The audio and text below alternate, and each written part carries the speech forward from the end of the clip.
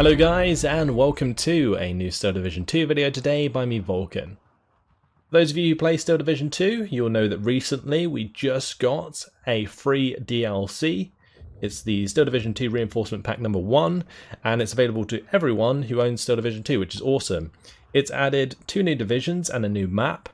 The divisions that have been added are the 84th Guards Rifles and the 25th Panzer Grenadier.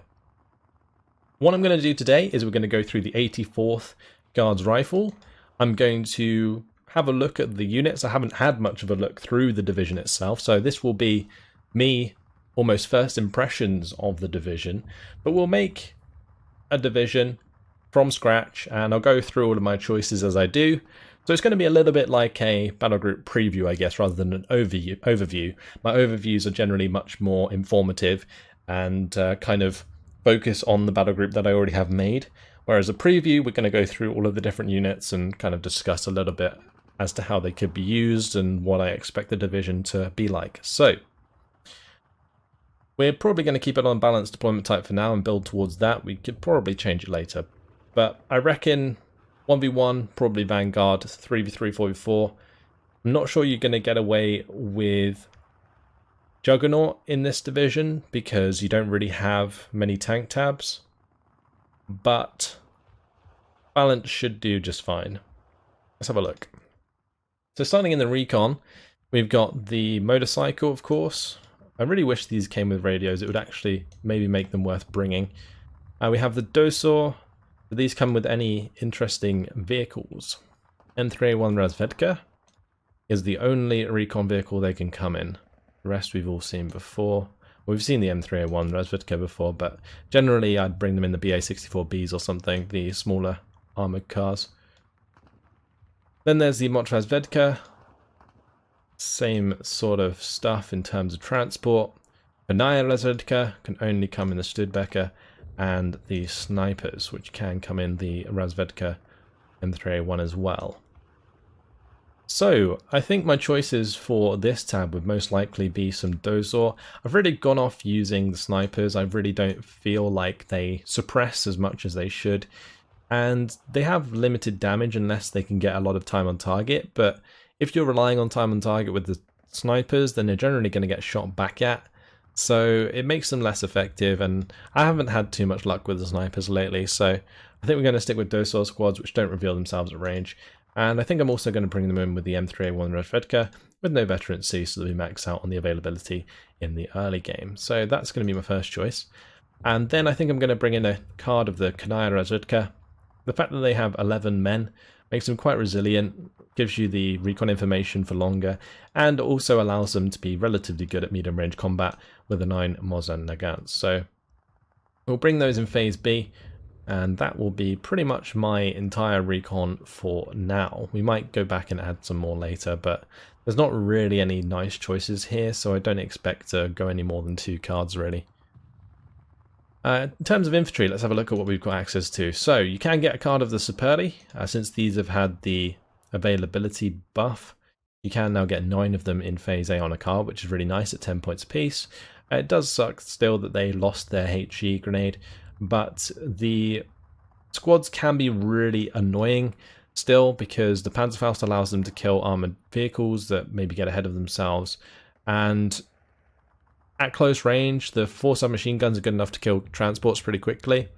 So if you zoom these up in jeeps and get them into positions very, very quickly, then you can often have nice skirmishes with the Superli, maybe backed up by flamers. I don't know if we can get them. We can. Okay, we can get the 2-man flamer squads. Since we've got quite a large amount of infantry, I'm tempted to take them, so we'll add them for now. Let's see what other units we have available though. There's 5 cards of Gavardia. These are the standard Gavardias with the 8 Mosin Nagants, only 1 machine gun. You've got all of your standard leader squads. There's NKVD, which aren't really necessary since there aren't any disheartened troops. Then there is a card of Superli, which are the ones with the TNT, and then we've got 3 cards of the Gavardia with DPs. These guys have 2 machine guns, 8 Mosin Nagants, but they do have the PTRD as well, whereas the Gavardia, the standard Gavardia, they have an AT grenade and only 1 machine gun. So that's the difference. You pay 10 points more for the privilege. You do get an extra man as well. Those 2 machine guns though, very, very useful to have as compared to the 1, as it allows you to pin down units at a distance much easier. The Pearly LPO. Okay, is this a 12-man squad with a flamethrower? That is pretty damn good. These could potentially be one of the best close range squads we have in the game. Apart from, say, I think the Flammenwerfers in the 28th Jaeger are pretty good. The ones with 2 flamers on 2 men, they're pretty good. But also, of course, the Sturmovniki LPO, which have 8 men and a flamethrower and 2-star veterancy. These ones you can get 4 at 1-star veterancy in Phase A and 8 at 1-star veterancy in Phase B. Really solid squads. Wow. Nice versatility there, long range and short range engagements. So we're going to bring those in Phase B. In the Studbecker, 1-star veterancy, so we max out on the availability, because these will probably pay themselves off quite nicely. We can also get Strafniki, which are the 20-man squads, with 3 DPs and the ETRD there. So how else am I going to build this up? We probably want to find a high availability infantry leader. So that can either be the GV Komroti or the Superi Komroti, but the GV are probably better because they have the smoke grenades, in my opinion. I'd actually bring them in the WC-52 Dushka if we want, but 20 points for this vehicle really isn't worth it, so I'm going to stick with the Jeep. Then for Phase B, actually we'd probably need to fill out Phase A a little bit more. I think we could bring in the Gavardia with DPs and Studbeckers, that's fine. That might be enough. We may have to add a little bit more, potentially some Avtos. Can these come in half tracks? They cannot. In that case, it may be even worth to use the Superdi card in Phase A, since we've got the Superdi LPO in Phase B anyway, and these can't be brought in Phase C. So I think we're going to change that out, put them in A. That should give us a pretty solid Phase A, honestly. And in Phase B, it's already pretty damn good. We could maybe use the Strafniki in B, or we could save them for C. In Phase C, it would give us some staying power, that's for sure. I think we'll put them in C. And then in B, we'll bring in some Gavardia with DP to assist the Superdi LPO. Although we might get away, actually, with upvetting those, because it's unlikely we're going to purchase all of those in Phase B, especially if we have the card of the Superdi LPO as well. And then in Phase C, we've got Strafniki. Maybe we could accompany them with Avtos. We get 24 on a card. I think that's the same as Gavardia. We can get 27 Gavardia. I mean, that's just going to keep you going for as long as the game needs. That's a lot of Gavardia.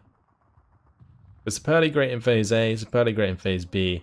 Avtos maybe in Phase C. That's a tough choice, but I think we've made the right call there. We might change this later on, because we are using, is that 3 points? Yeah, for that last card. So I might be able to just sacrifice that, not bring in Strafniki, just go for 27 Gavardia. Not too bad. Alright, over to the tank tab. So, it looks like this division does get IS-2s. We got T-34Es, IS-2 Konrati, IS-2 1943s, and a card of 1944s as well. So the 1944s, the difference is extra accuracy and extra armor in comparison. That's the main things you're looking at there.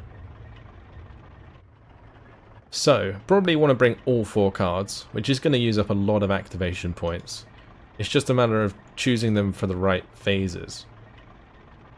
Because the T-34Es, they're great in Phase A, but if we can get away with bringing them in later, then we get a lot more availability, which could help us out throughout the game. Because T-34Es, the things that these are great for is killing infantry. They have 2 machine guns and the HE, so really good infantry support tanks. Do we have any other tanks available? We do get KV-8Ss. What's the availability like on these throughout the phases? So we could save these until later on, but their penetration is pretty low. So what I might do is bring these early KV-8Ss, and then what we can do is bring in the T-34s in Phase B, and what we'll do is have an IS-2 available in Phase A, probably the 1943. Actually, we could bring in the IS-2 Komroti in Phase A. I'm going to go to the artillery tab, see what the availability is like on the VZVOD. So the difference between A to B is only 1. So I'm thinking maybe what I do is this. We add that in Phase A. We also use this in Phase A. Then we can bring extra in Phase B. We get 3 1943s in Phase B. And we get 4 1944s in Phase C. That's a lot of tanks. Maybe we max out on availability on the 1943s, honestly. We get 6 of those in Phase C. But do I want to sacrifice the 1944s? Because that extra front armor is pretty significant against things like Tiger 2s and also Pak 43s. So I think what we're going to do is bring in those in Phase B and those in Phase C. But I might recommend changing those around. We might do that at some point. But for now, that's okay. Because otherwise because in total here we get 7 tanks. If we swap that around, we get 6 plus 2, so we get 8 in total. 2 more IS-2 1943s. That actually not a bad shout. Because we're probably not going to buy 3 IS-2 1943s in B anyway. And we're only bringing T-34Es in Phase B because that gives us a maximum availability. This could leave us short in the early game of armoured support, but we do of course have the KV-8s. So that's what we're going to do for now. Let's move on to the support. So we definitely probably want these guns. These assault guns are pretty damn good. They're really, really nice because they have the heat shells at 90mm of penetration, which is really useful against quite a lot of Axis armor. Make sure to bring them in your jeeps. But in Phase A, we can upvet them and get less. We could also delay and bring them in B, but I think I'm just going to bring them in A with the no veterancy, and we can give them 2-star veterancy by a combination of the leaders and commanders. So we're going to do that. Speaking of commanders, we get infantry command, we get motorcycle command, and then we get the car. So we definitely want the infantry command in Phase A. Questionable whether or not we want a second command. I'd bring the one in Phase C if I wanted to. We also need to consider the flamers, and we also need to consider the supply. The Maxim and the SG-43 are pretty lackluster at the moment, so I'm going to ignore those. And the 50mm mortar, again, really struggles to do too much because it has trouble kind of acquiring targets sometimes. I'm not entirely sure how this is supposed to work sometimes. Sometimes it can be great because it can start firing and it will just pin down a unit instantly and just kill it really quick. But other times they just don't work. It's really inconsistent, so I'm not a massive fan of these. Anyway, if I can, I want flamers and supply, but that does depend on how much artillery we're going to bring. So we're going to have to look at the artillery tab. We do get Katyushas. We do get A19 122mm. Now don't get caught out by the 9 damage. You want to look at the HE shell specifically. So we get 6 damage on this gun. I think these are pretty accurate, honestly. So it may be worth bringing in a bunch of these. We can get 2 in Phase B and we get 4 in Phase C. So in Phase B, I think we're going to bring them in. I'm probably going to bring them both in, both cards with the Matador Schnab. These guys come with supply, so that's great. So we'll make sure to use those. I'm probably going to want Katyushas as well, or Su-76s. The Katyusha is pretty lackluster at the moment, so unless you can get a lot of them and saturate an area, they're not too great. But the Su-76, I find, has a decent amount of value for both killing light armored vehicles and, of course, providing artillery, so we'll have to work on that. But assuming that we take Katyusha and Su-76Ms, we're going to need supply, quite a lot of supply. So I think what we're going to do is probably bring Phase A and Phase C supply. Now, Phase A supply will be useful for fixing up our IS-2, because if this gets crit, then it's out of action. So it's going to be pretty important that we keep this online.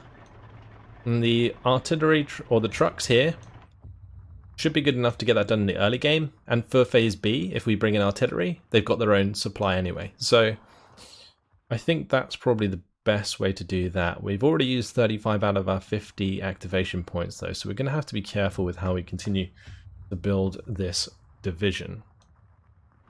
We jump to the anti-tank tab. We do have Panzerschrecks available. There's a card of the Su-76 MPTs.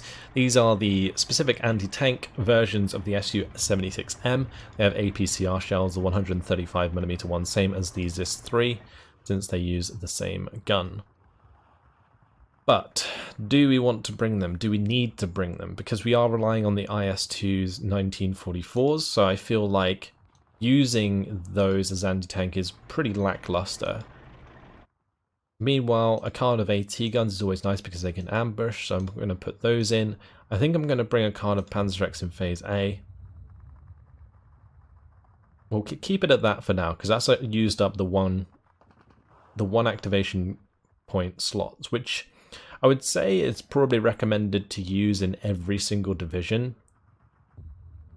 So that's what we're going to try and fill first, and then we'll see where we want to put the rest of the points. So as you jump into the air tab and see what we have to play with.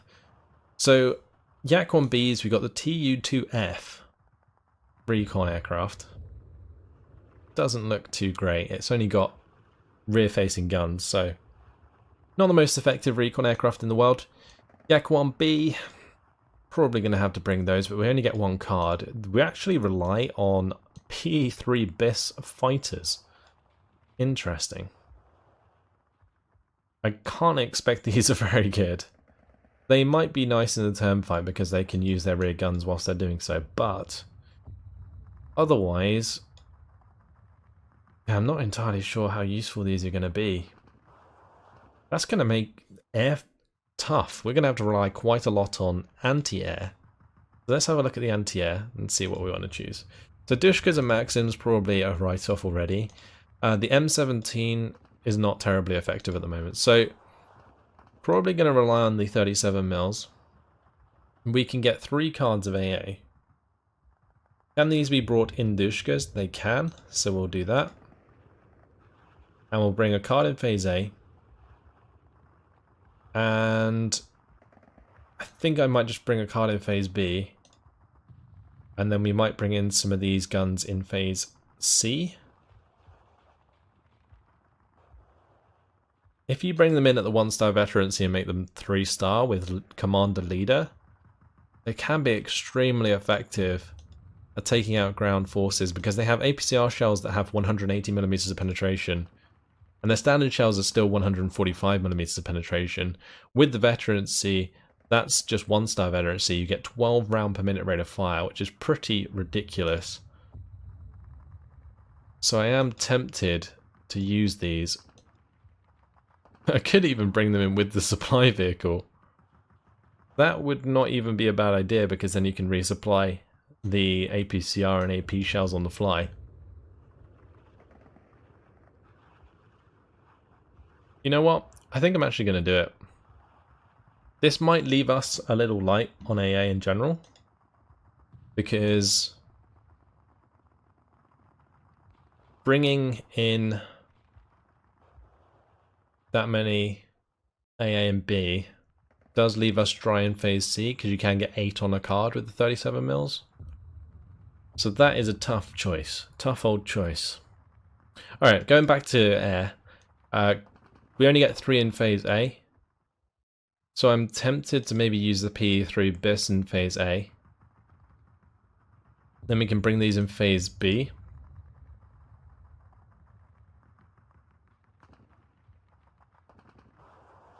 And then we can look at other units. So the IL-2 37 mils can be quite useful. Let's have a look at the bombing aircraft we have here. We've got P3 best with 4 100 kilogram bombs, and we've also got a P3 with 2 100 kilogram bombs and 2 250 kilogram bombs. Definitely a lot better. This IL-2 37 mil has the 37 mil AT guns, but also has 4 50 kilogram bombs. I don't think those 450 kilogram bombs are particularly useful. You do sacrifice the speed on the aircraft as well for those bombs, so I think we're going to stick with the IL-2 37 mils. You get lots of cards of these, so let's bring in one in phase A and we'll bring in one in phase B, like one card. It would be nice to be able to bring them with extra accuracy using veterancy, but because they have a lot of shells, like the 100 shells, they fire pretty quickly. They're quite likely to hit their target. I think that's an okay spread so far. And if we were to bring a bomber, it would probably be these guys. But let's just bring in those in C. We could make a really nice bombing force with those, actually. Alright, that leaves us with 3 points. Now, there's no real nice way to choose this. The anti-tank tab is looking bare, but the choices are pretty terrible. Now, for anti-tank, you're definitely reliant on your IS-2s. And if you're playing correctly with these, it's going to be hard to lose them. And since we're bringing in the T-34Es in phase B, supporting them is not going to be too difficult. In phase A, we'll support our IS-2 with the KV-8, and we've also got the infantry guns and the AT guns. Although this looks kind of off balance, it's not too bad at the moment. I think anti or artillery could use a little bit of help, because it's pretty one-dimensional at the moment with the aircraft and tanks. Whereas if we could add some more artillery, that would be nice. Like having some mortars in phase A would be great. But I'm not sure we can sacrifice not having like Su-76Ms. So maybe we bring Su-76Ms in phase A. That's a very weird choice for me, but these can have use throughout the game. They do come with smoke. And they can help support at the front line if we lose a lot of tanks early, like the KV-8s. We definitely need artillery support in A. That is something that I would always recommend. Never leave your A phase dry. I would probably use mortars though for the most part. It's just I haven't been having a lot of success with the 120mm mortars. The 82mm mortars can be nice because they fire very quickly. If once they get on target, they fire all of their rounds very fast, which makes the smoke screen really quickly. Katyushas are tempting, but I don't think they really fit in with the style of division. In the second guard, the Katyusha is really nice because you have a lot of fast-moving tanks. So if you Katyusha an area, you can capitalize on that attack very quickly.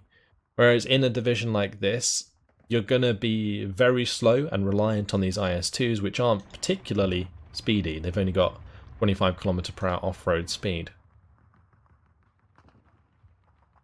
The anti-tank looks so scary. Maybe taking the Panzerfaust is unnecessary. I think so. I think what I'm going to do is we're going to drop those. I might be forced to bring in some Zis-3s in phase B. We do get 8 Su-76 MPTs in B. That might be a better choice. Because you're basically paying for the same as the Zis-3 gun, but you got armor. Which can be bad in some cases. But they are resilient to artillery, which would be most of the time the counter to an AT piece. And the reason I've removed the Panzerfaust is because I don't have the flamers in the support tab. And therefore, it's actually even questionable to take the Zapati.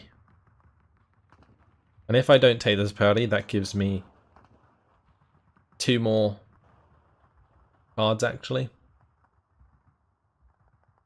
Anti-air's definitely looking light, especially if we want to keep our IS-2s alive throughout the game.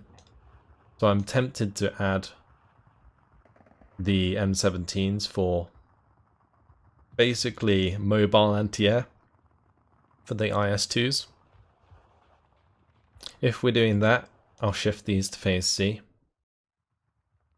And maybe I'll remove the Dushka from the ones in phase A. And then we'll have Dushkas on the ones in phase C. Because that actually uses up all of the Dushkas properly then. As you can see, we've got 9 in total. So we'll use 2 half-tracks in phase A. And then we get 8 on a card in phase C. So we'll get, there we go, 8 Dushkas with the 37 mils. Okay, that's nice. So that's a bit better. We've got 2 more points we can spend. That might allow me to shift the use of the Su-76Ms to phase B. And then bring in 82mm mortars in phase A. Or we could use the Su-76Ms in phase C even. Get 9 on a card. But I think it's useful to have them in phase B. So that's what we're looking at, and that actually does suit a balanced deployment type quite well. So yeah, I'm quite happy with that. These bombers are more just if you have points spare, I would say. So that's why we're bringing those. The artillery for the late game is fine. We got plenty of stuff to spend our late game points on. And it's relatively well balanced through A and B. So I think we're good. We got enough choice in there, availability, all that good stuff. In terms of our defenses, we'll just add the normal stuff. There we go. Alright, and there we have it, the 84th Guards Rifles. So the way that I'd probably play this is we'll focus on the Sapari Gvardia in phase A, a combination with the IS-2. The IS-2 is going to be what you want to keep alive for sure. You can probably use this to accompany KV-8Ss in order to give the veterancy, actually. That would be a nice combination. And then you have your support guns and AT guns for the rest of the units. But the IS-2s will help you take care of things like Tigers and Panthers in the early game. Then in phase B, you will get some more IS-2 1944s, which will be some big old nuts to crack, alongside plenty of T-34Es, so that'd be really nice. You got some cheap AT in the Su-76Ms if you need them. You got AA to support them on the move. Got some Su-76Ms in there, which can help pin down enemy Tigers and Panthers. Really good at that. If you get them into an indirect position, indirect fire position onto a Tiger within 2,000 meter range, then they can basically track that unit and pin it down permanently, which is really, really nice, until obviously they run out of HE ammunition. You've got your fighter support and anti-tank in the air almost as well. So if you do run out on the ground for whatever reason, you can supplement with Air Force. Then into phase C, it's just let the wall of steel commence with the IS-2 1943s. Getting 6 on a card is utterly ridiculous.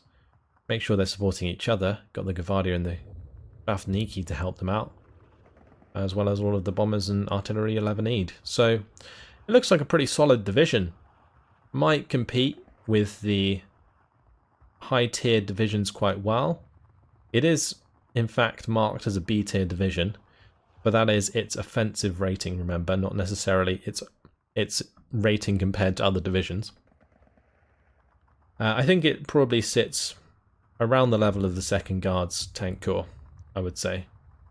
Maybe a little bit less aggressive, because you've got slower units to work with. But in terms of strength, you're not going to be wanting to push into this division too hard, because you could certainly get hit back by the IS-2s quite badly. So there's that. Go ahead and save it. And that's the 84th Guards Rifles built. If you'd like to read this text, feel free to pause the video. But that's it. That's going to be the end of the video. The 84th Guards Rifles, guys. Available free DLC for Steel Division 2. Awesome stuff. We will move on in the next video to having a look at the 25th Panzergrenz. But until then, hopefully you guys have enjoyed it. Thanks for watching, and I'll see you then. Goodbye.